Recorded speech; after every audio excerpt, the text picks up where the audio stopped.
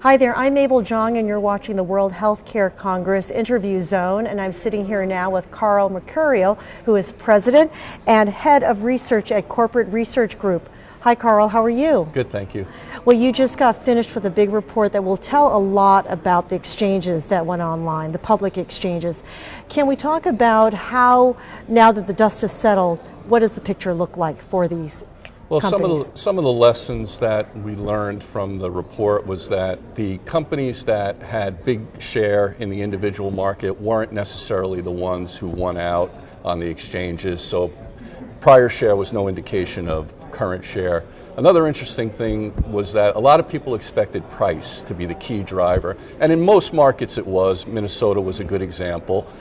But in some markets it wasn't. California, there seemed to be other factors driving consumer decisions. We're not exactly sure why, but probably brand, maybe network, but not every market was driven by price. Was the brand in any way affiliated directly with price? Were the bigger companies offering better prices?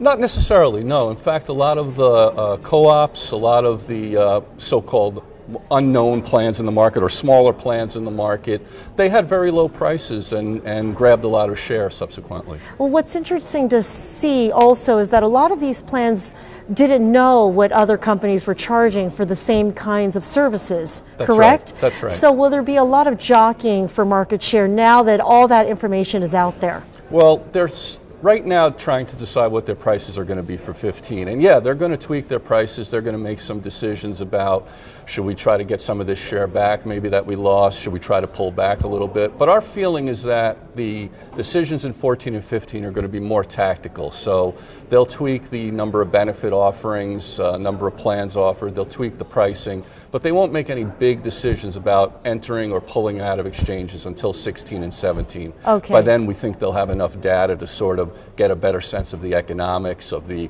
risk population, and they can make some strategic decisions about their involvement. So experimentation or really data gathering in this year and next, and then 16, 17, these companies will decide, hey, is this the business I want to be in? Exactly. Okay, so if we see that some of these companies decide to opt out, which do you think a big percentage of those companies will opt out? I don't think so. No, in fact, I think that more companies will get involved. You know, one of the things we saw is that some of the big players, like United Healthcare, for example, they really are taking a wait-and-see approach to the exchanges.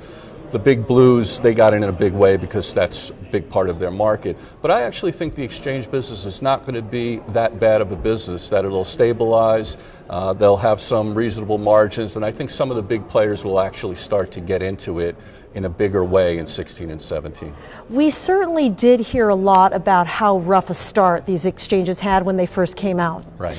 We didn't hear a lot about how the companies themselves fared on the websites.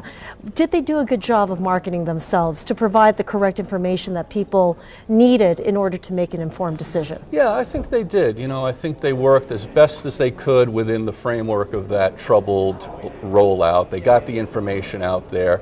There was a lot of questions about getting the proper enrollment data from the government. So even when the front end, the consumer end, was kind of fixed, there were still a lot of back end problems for the health plans. They weren't getting information, accurate information on who these people were, what their eligibility for subsidies were. So they're still kind of working on all of that. But, you know, given everything that happened, to have 7.1 million enrollees is really a major achievement, I think.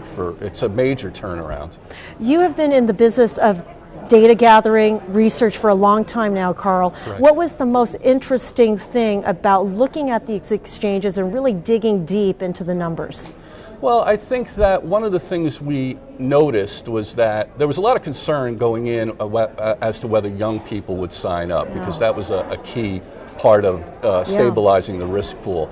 And what we saw was that early on there wasn't all that many young people signing up, but the numbers seemed to trend up as the enrollment, open enrollment period went forward. And we're sort of projecting that it's going to be a fairly good sized number of the 18 to 34-year-old people, so that they'll be good there. The other thing that was interesting, or that there's a lot of questions about, is what is the percentage of uninsured people that are going to be on these exchanges, because that's a key part of the rule of the legislation is getting uninsured people insured. And we think there's going to be a pretty good number, almost up to 50% of the people on exchanges we're projecting will end up being people who were previously uninsured. And again, that's a very good thing for the proponents of the law. Okay.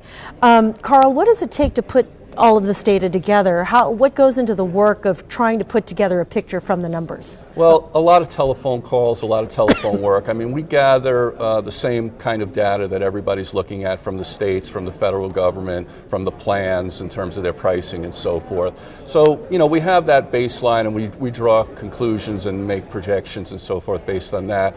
But because it's really such a market in flux, we feel it's essential that we get out and talk to the plans, find out what they're hearing, what they're learning, what's coming in on their data sets and data in their own analysis, and get that sort of feedback from them, and that helps us to better get a sense both qualitatively and quantitatively where we think the market's headed. And that's really kind of our approach in general at Corporate Research Group. We use the data, we have it, we draw conclusions based on it, but we always try to keep a sort of a strong connection to the marketplace and the people who are involved.